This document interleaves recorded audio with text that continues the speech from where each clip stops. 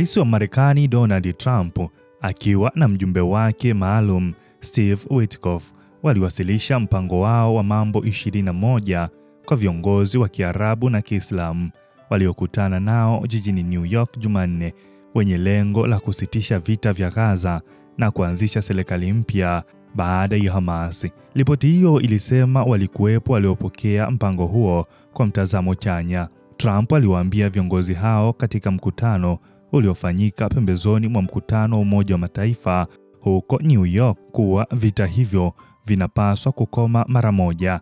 Aliongeza kuwa kila siku vita vinapoendelea, Israel inazidi kutengwa kimataifa. Mpango huo unatajwa kuwa mkusanyiko wa mawazo yaliyojadiliwa katika miezi 6 iliyopita, pamoja na maboresho ya mapendekezo ya awali yaliyotolewa na viongozi mbalimbali wa Marekani. Mpango huo pia unazungumzia jinsi Gaza itakavyotawaliwa baada ya vita bila Hamas kushiriki. Unapendekezwa kuundwa kwa kikosi cha usalama chenye mchanganyiko wa Wapalestina na wanajeshi kutoka nchi za Kiarabu na Kiislamu, na pia kuipa mamlaka Palestina katika jukumu la utawala.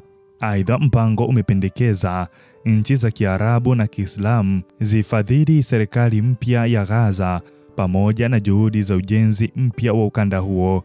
Vyanzo vya habari vya Marekani vinasema kuwa Trump aliwataka viongozi hao wa Kiarabu na Kiislamu waunge mkono mpango huo na wajitokeze kushiriki katika utekelezaji wake baada ya vita. Mjumbe wa Marekani Steve Witkoff alisema Jumatano, "Tuna matumaini na hata tuna imani kwamba katika siku zijazo tutatangaza hatua ya maana kuelekea kusitishwa kwa vita Gaza."